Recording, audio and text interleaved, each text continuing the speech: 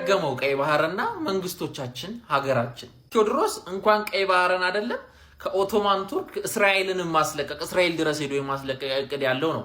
ያው ሳይሳካለት ህይወቱ አለፈ። አፄ ዮሐንስ አንገቱ የታረደበት ምክንያት የቀይ ባህር ጦስ ነው። አፄ ሚኒሊክን ካወራን የተቀረቿን ኢትዮጵያ ለማዳን ቀይ ባህርንም ኤርትራንም ጭምር ሰውቷታል። አፄ ሚኒሊክ የልጅ ልጅ የሆነውም ልጅ ኢያሱ ትልቁና ዋነኛው ህልሙ ከኤርትራ ወይም ከቀይ ባህር ላይ ፈረሴን ውሃ ሳላጠጣ አልነክስም ክራውኑን አላረግም ብሎ አልነገሰም ሁላ።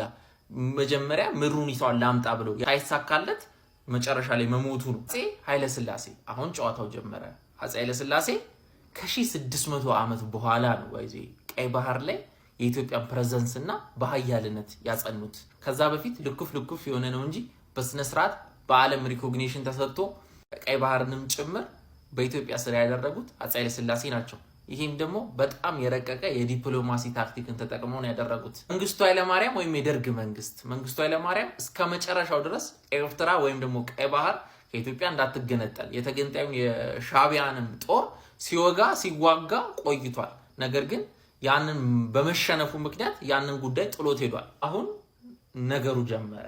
መለስ ዜናዊ እውነቱን ለመናገር የሻቢያን ጦር በእኔ እምነት የሻቢያን ጦር ከኤርትራ ላይ በተለይ ከወደቦቹ አካባቢ ላይ የመንቀል አቅም አለው ብዬ አላስብም።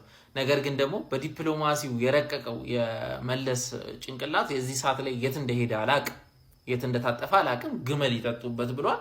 እውነቱን ለመናገር ብቻ ከዓለም አገራት ጋር አለመጣላትም ይሁን ሰላምን ከመፈለግም ይሁን ከምን አንፃር እንዳለ አንዳንዴ በግላዊም ነገር በሚመስል ነገር ግራ በገባው ሁኔታ ኤርትራም ጭምር የኤርትራ አበሾቹ ህዝቦችም ጭምር እንደው መሬቱ ይሄድ ህዝቦቹም ነው የሄዱት። ጭራሽ ከዚህም ከዛ ተለያይተዋል።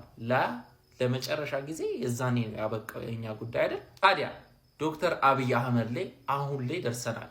ዶክተር አብይ አህመድ ከመጀመሪያም ጀምሮ እቅዱ ውስጥ የነበረ ነገር ነው። ዞር ብሎ ለተመለከተ ሰው ግን እንደ አፄ ኃይለ ሥላሴ ይመልሰዋል ወይስ እንደ ሌሎቹ መሪዎች ለመመለስ በመሞከር ላይ ከስልጣን ይወርዳል ወይ ሳምቲንግ? ምን ይመስላችኋል?